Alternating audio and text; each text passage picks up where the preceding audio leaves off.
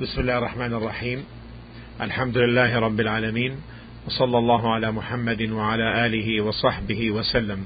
In the name of Allah, the most beneficent, the most merciful.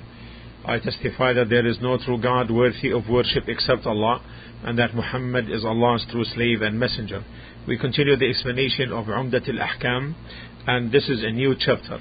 Now this is the class number 18, and it is a new chapter, the chapter on wiping over the khufs,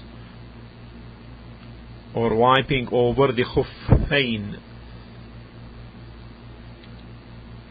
And this will be hadith number 21.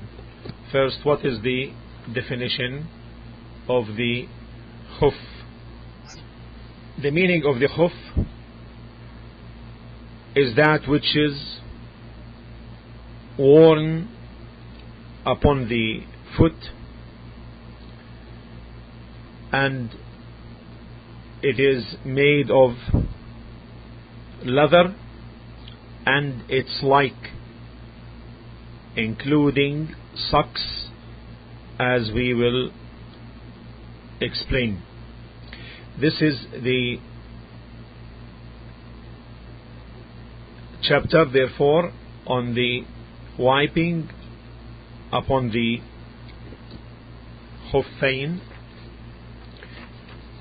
And the wiping upon the khuffain is affirmed from the Prophet alayhi salatu wassalam,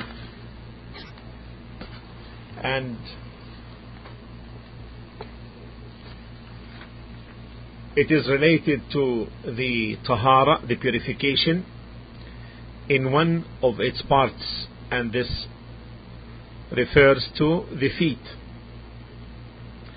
Its permissibility is affirmed by the Book of Allah first, by the Sunnah, and by the consensus of the Salaf. The only ones who opposed are the rejectionists, the Rafidah,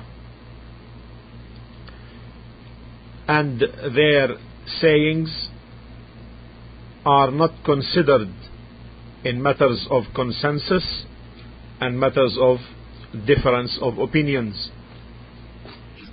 As to the verification or the proofs from the Quran,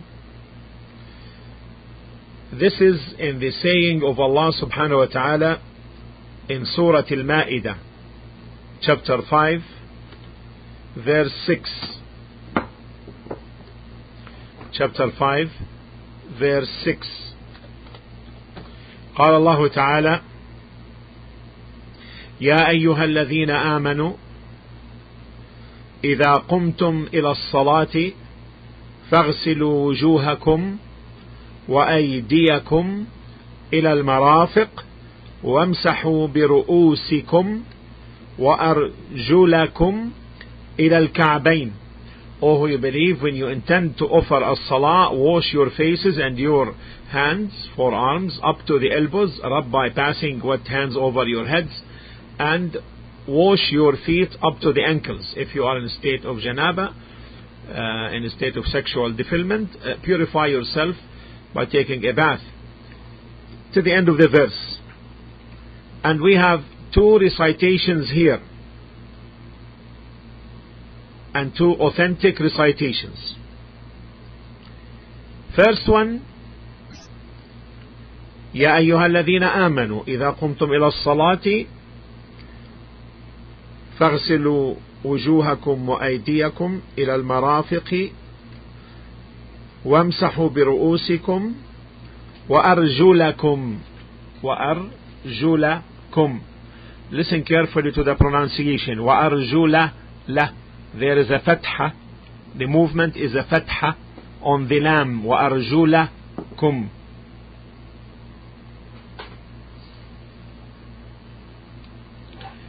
Here it is related in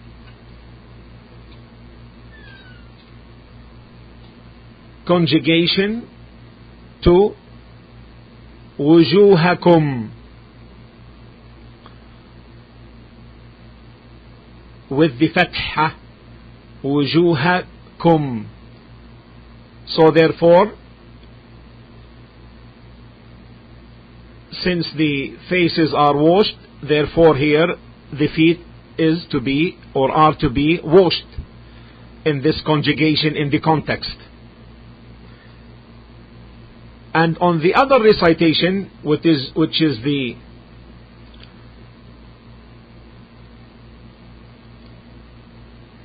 recitation with وَأَرْجُلِكُمْ with kasra on the lam, وَأَرْجُلِكُمْ. Hence, in this case, it is related in conjugation to biru'usikum, and to the heads. And we know that the heads are wiped on, so they become from, accordingly, wiping on the feet would be evident from this conjugation.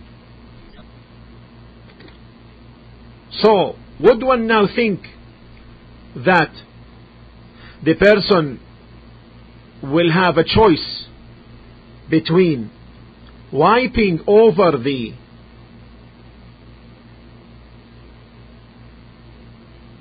bare feet or washing them? The Sunnah rejects that totally, because there is no evidence from the Prophet ﷺ by one letter indicating wiping over the bare feet.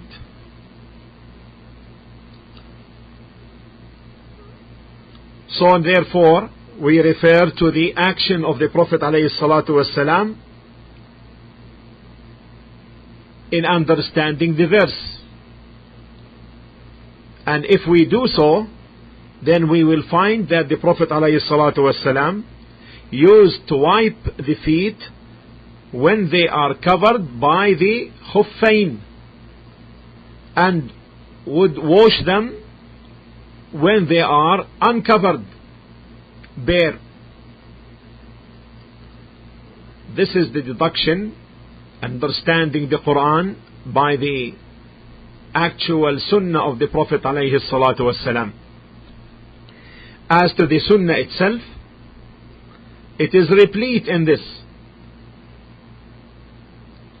It is mutawatir from the Messenger sallallahu alaihi wasallam. In fact, Imam Ahmad rahimahullah commented by saying, ليس في قلبي من المسح شيء فيه 40 حديثا عن النبي صلى الله عليه وسلم وأصحابه. He said, there is no aversion in my heart to the issue of wiping. There are 40 narrations with regard to wiping the feet from the Messenger sallallahu alaihi wasallam and his companions. And then he said the following poem: مما تواتر حديث من كذب ومن بنى لله بيتا واحتسب ورؤية شفاعة والحوض ومسح خفين وهذه بعض. From those, the mutawatir is the hadith, the one who lies and the one who builds a house for the sake of Allah and hopes for the reward, and the sight, seeing Allah subhanahu wa ta'ala, the intercession and the pond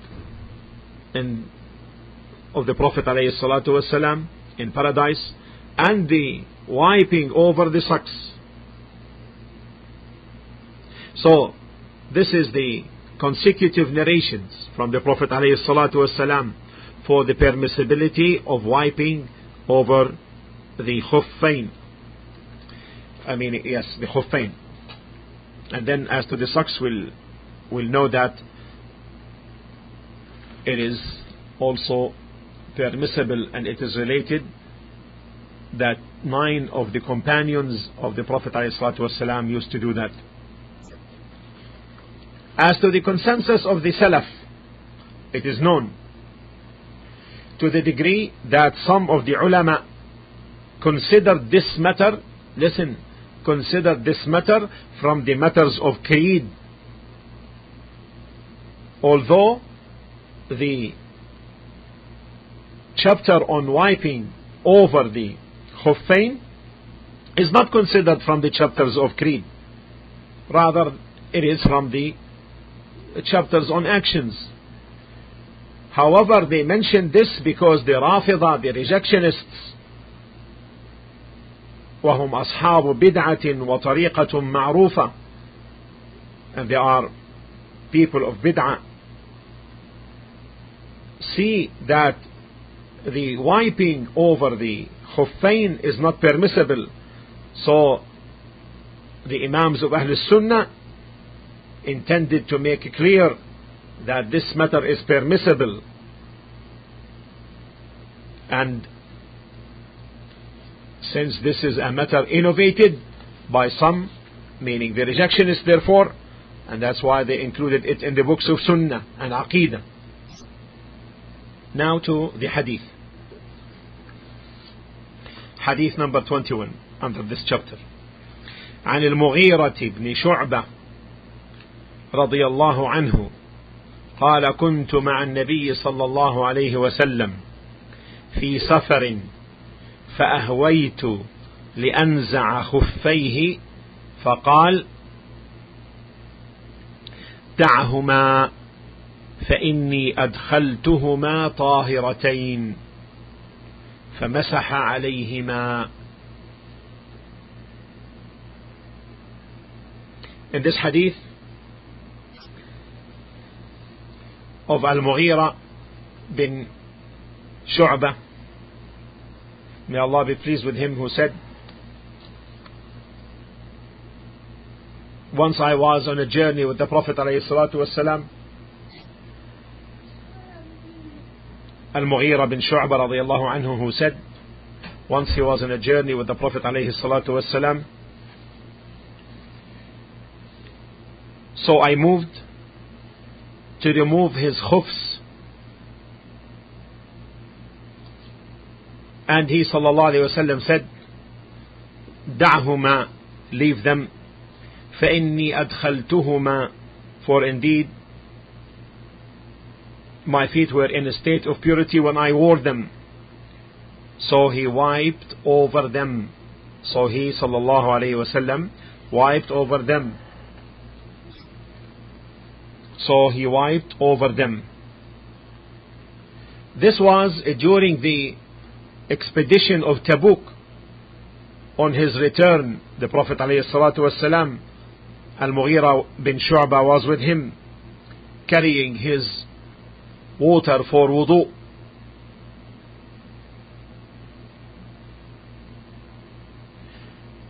So he said that he ﷺ made wudu,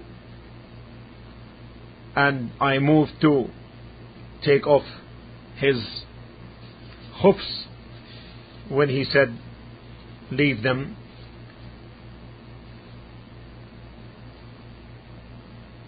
For indeed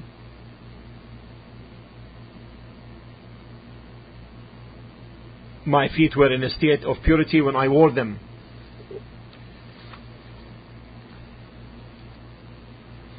Leave them, this could refer to his feet or his khufs, and the ruling is unchanged in either case. Who is the narrator? The narrator is Al-Mughira bin Shu'bah ibn Abi Amir bin Mas'ud Al-Thaqafi radiyallahu anhu. He accepted Islam in the year of the ditch of Al-Khandaq around the Medina, and then immigrated. وكان أول غزوة شهدها كانت الحديبية. The first expedition he shared in was the Hudaybiyah, and he used to serve the Prophet عليه الصلاة والسلام in his wudu, carrying the water for him. He was assigned to rule Al-Basra in Iraq. Then also twice he was in charge of Al-Kufa, and he died in Al-Kufa in the year 50 after Hijrah. The benefits of the hadith. Number 1, the permissibility to ask someone for something, with the condition, however,